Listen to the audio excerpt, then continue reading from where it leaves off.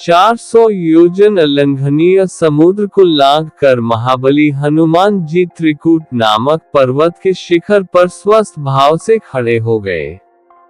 कपिश्रेष्ठ ने वहां सरल चीड़, कनेर, खिले हुए खजूर, प्रियाल, चिरौंजी, मुचुलिंद, जंबीरी, नींबू, कुटज, केतक, केवड़े, सुगंधपूर्ण प्रियंगू, पिपली, नीम, कदम्ब या अशोक, चितवन, असन, कोवेदार तथा खिले हुए करवीर भी देखे। फूलों के भार से लदे हुए तथा मुकुलित अधखिले बहुत से वृक्ष भी उन्हें दृष्टिगोचर हुए, जिनकी डालियां झूम रही थीं और जिन पर नाना प्रकार के पक्षी कलरव कर रहे थे। हनुमान जी धीरे धीरे अद्भुत शोभा से संपन्न रावण पालित लंकापुरी के पास पहुँचे। उन्होंने देखा, लंका के चारों ओर कमलों से सुशोभित जलपूरित खाई खुदी हुई है। वह महापुरी सोने की चहारदीवारी से घिरी हुई है। श्वेत रंग की ऊंची ऊंची सड़कें उस पुरी को सब ओर से घेरे हुए थी। सैकड़ों गगनचुंबी अट्टालिकाएं ध्वजा पताका फहराती हुई उस नगरी की शोभा बढ़ा रही है। उस पुरी के उत्तर द्वार पर पहुंचकर वानरवीर हनुमान जी चिंता में पड़ गए। लंकापुरी भयानक राक्षसों से उसी प्रकार भरी हुई थी जैसे कि पाताल की भोगवतीपुरी नागु से भरी रहती है।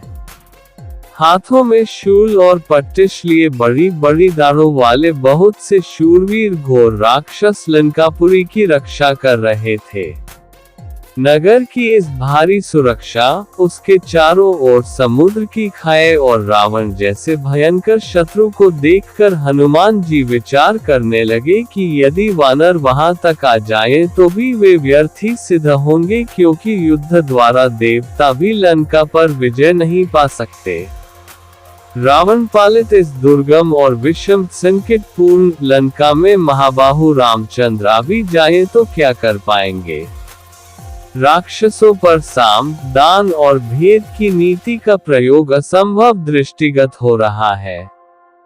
यहाँ तो केवल 4 वेगशाली वानरों अर्थात बालीपुत्र अंगद, नील, मेरी और बुद्धिमान राजा सुग्रीव की ही पहुंच हो सकती है। अच्छा, पहले ये तो पता लगाऊं कि विदेह कुमारी सीता जीवित भी है या नहीं। जनककिशोरी का दर्शन करने के पश्चात ही मैं इस विषय में कोई विचार करूंगा।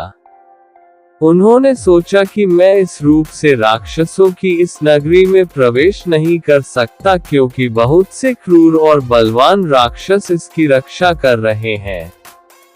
जानकी की खोज करते समय मुझे स्वयं को इन महातेजस्वी, महापराक्रमी और बलवान राक्षसों से गुप्त रखना होगा। अतः मुझे रात्रि के समय ही नगर में प्रवेश करना चाहिए और सीता का अन्वेषण का ये समयोचित कार्य करने के लिए ऐसे रूप का आश्रय लेना चाहिए जो आंख से देखा न जा सके, मात्र कार्य से ही ये अनुमान हो कि कोई आया था। देवताओं और असुरों के लिए भी दुर्जय लंकापुरी को देखकर हनुमान जी बारंबार लंबी सांस खींचते हुए विचार करने लगे कि किस उपाय से काम लूं जिसमें दुरात्मा राक्षस राज रावण की दृष्टि से ओझल रहकर मैं मिथिलेशनंदिनी जनककिशोरी सीता का दर्शन प्राप्त कर सकूं। अविवेक पूर्ण कार्य करने वाले दूत के कारण बने बनाए काम भी बिगड़ जाते हैं। यदि राक्षसों ने मुझे देख लिया तो रावण का अनर्थ चाहने वाले श्री राम का ये कार्य सफल न हो सकेगा।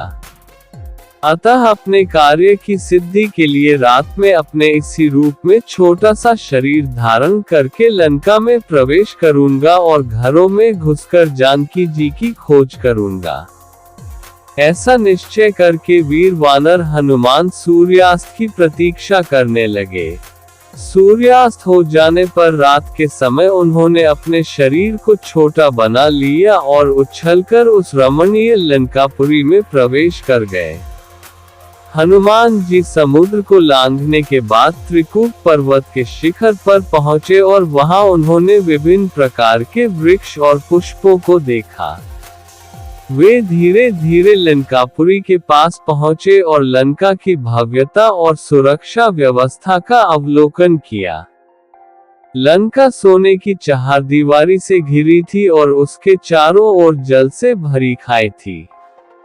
हनुमान जी ने लंका के उत्तर द्वार पर पहुंचकर विचार किया कि राक्षसों से भरी इस नगरी में प्रवेश करना चुनौतीपूर्ण है। उन्होंने सोचा कि रामचंद्र जी और वानर सेना भी यहाँ युद्ध द्वारा विजय प्राप्त नहीं कर सकते। उन्होंने जानकी जी की खोज करने का निश्चय किया और रात में छोटे रूप में लंका में प्रवेश करने का निर्णय लिया।